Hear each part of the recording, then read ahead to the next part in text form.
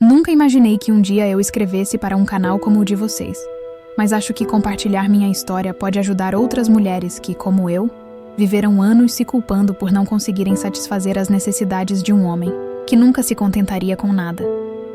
Eu chamo Amanda, tenho 38 anos, sou mãe de 2 filhos lindos, e até pouco tempo atrás, era casada com o homem que eu acreditava ser o amor da minha vida, o Marcos. Estivemos juntos por 12 anos. E desde o começo, ele sempre demonstrou uma energia sexual muito intensa. No início, eu descobri aquilo maravilhoso. Ele me fez sentir desejada, bonita e viva. Mas com o passar dos anos, aquela intensidade foi se transformando em uma espécie de obsessão. Marcos queria sexo o tempo todo, em qualquer lugar, de qualquer jeito. E quando eu não dizia, ele fazia chantagem emocional, me deixava dias sem falar comigo, ou fazia parecer que o nosso casamento estava acabando por minha culpa. Eu tentei de todas as formas acompanhá-lo. Fiz terapia, li livros sobre sexualidade, me abri para novas experiências. Mas mesmo assim, parecia que nunca foi o suficiente. Sempre que eu negava ou simplesmente não estava no clima, ele ficou agressivo. Não fisicamente, mas emocionalmente. Dizia coisas como: "Se você não me quer, outra vai querer." Ou: "Você não me ama mais, por isso não quer fazer amor comigo." Foram anos assim. Eu me senti usado, como se meu papel na relação fosse apenas o de satisfazer os desejos dele. Até que comecei a desconfiar de algumas coisas. Marcos, que sempre foi muito reservado com o celular, passou a levá-lo até o banheiro e colocou a senha até nos aplicativos mais bobos. As mensagens chegavam e ele apagava rapidamente.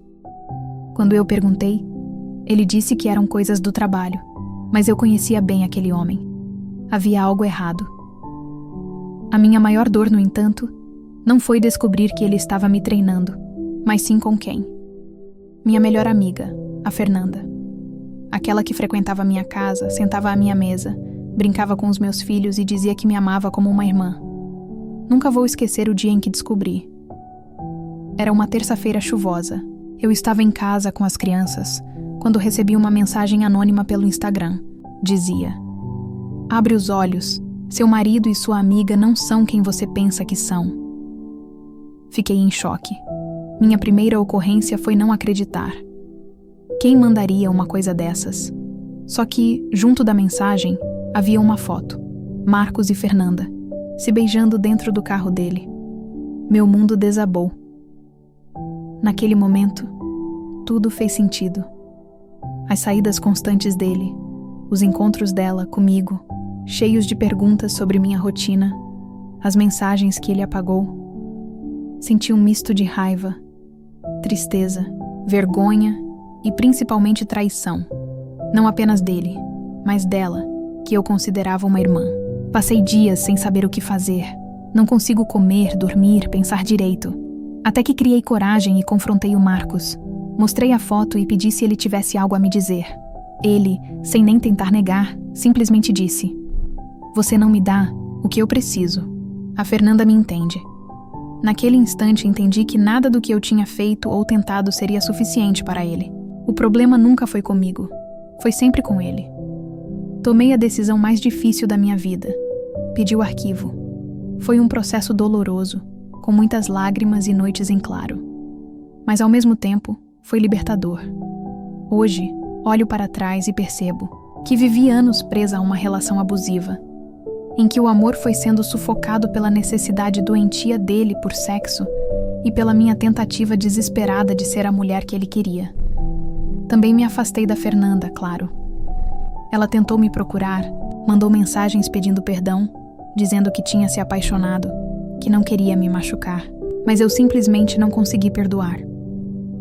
Algumas coisas são imperdoáveis. Hoje estou reconstruindo minha vida.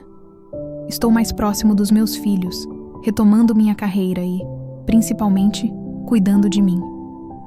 Descobri que não preciso me anular para ser amada, que não me devo culpabilizar pelas escolhas erradas de outra pessoa e que o amor verdadeiro não exige que a gente seja violenta para satisfazer o outro. Por isso, se minha história servir de alerta para alguma mulher que esteja vivendo algo parecido, meu recado é: você merece mais. Você merece ser amado, respeitado e, acima de tudo, feliz. Obrigada, Segredos Reais, por ser esse espaço seguro onde tantas histórias são acolhidas. Contar a minha aqui é um passo importante para a minha cura. Nunca vou esquecer aquele dia. O céu estava escuro e a chuva batia forte na janela, como se o mundo soubesse o que estava prestes a acontecer. Meus filhos brincavam na sala, inocentes, alheios ao caos que se aproximavam. Eu estava sentado no sofá, tomando um chá, tentando ignorar aquela sensação estranha no peito. Foi então que meu celular vibrou. Quando abri a mensagem anônima e vi aquela foto, meu coração parou. Lá estava o Marcos, dentro do carro dele, beijando a Fernanda com uma intensidade que ele não me dedicava há anos. O choque me fez largar o celular no chão e senti meu corpo tremer como nunca antes. Meu mundo, que eu perdi sólido, se despedaçou ali, em 1000 pedaços cortantes. Passei horas olhando para aquela imagem, sem conseguir acreditar. Como ela poderia? Como ele poderia?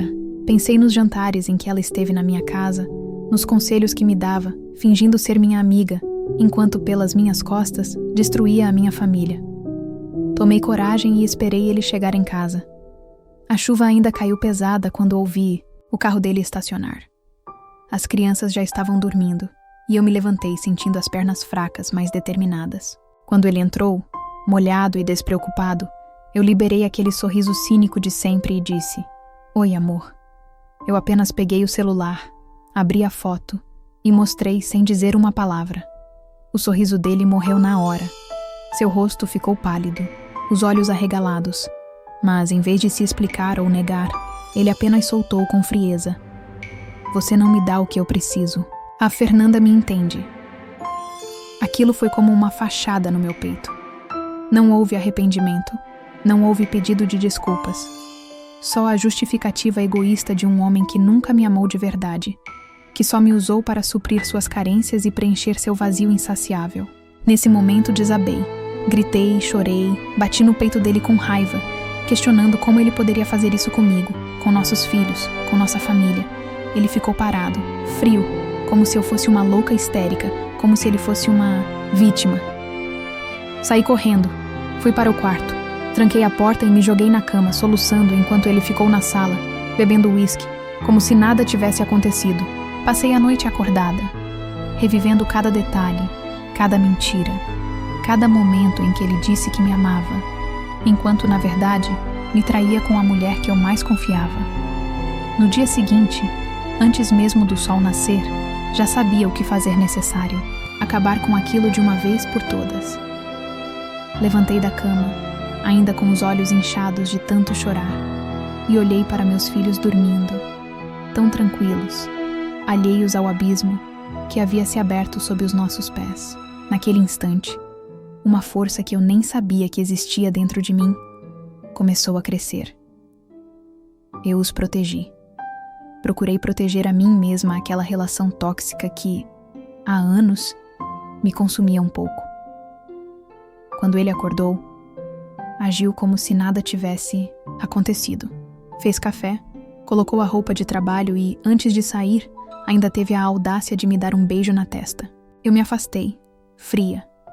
Ele viu, mas não disse nada. Apenas pegou as chaves e saiu, como sempre fez, deixando para trás o rastro de destruição que nunca quis enfrentar. Assim que ele saiu, liguei para um advogado. Eu já sabia. Não havia mais volta. Os dias seguintes foram uma verdadeira montanha-russa emocional. Fernanda me ajudou a ligar diversas vezes, mandou mensagens dizendo que eu falei comigo, que era tudo um grande mal-entendido, que me amava, que a culpa era do Marcos, que ele a manipulou. Mas eu não queria ouvir. Não suporta nem ver o nome dela aparecendo na tela do meu celular. Como alguém pode trair uma amiga mais próxima, destruir uma família e ainda ter coragem de se justificar? Não respondi nenhuma mensagem. Ela insistiu tanto que um dia acabou aparecendo na porta da minha casa de surpresa. Quando abri a porta e vi aquele rosto, aquele mesmo rosto que tantas vezes me confortou e me fez rir, agora me causou repulsa. Ela começou a chorar, pediu perdão, tentou me abraçar, mas eu recuei. Disse, com toda a firmeza que consegui reunir: "Você não é mais bem-vinda aqui. Nunca mais." E fechei a porta, ouvindo as soluções dela do outro lado. Com Marcos, o processo foi mais frio, mais burocrático. Ele não declarou amor, nem se arrependeu, apenas ficou irritado com o fato de eu ter decidido sair do casamento. Disse que eu estava sendo drástica, que deveríamos tentar mais uma vez, que eu necessariamente entendi que ele tinha necessidades que eu nunca poderia suprir. Foi naquele momento que entendi, com absoluta clareza, que ele nunca me enxergou como mulher, como pessoa, mas apenas como um objeto para satisfazer seus desejos.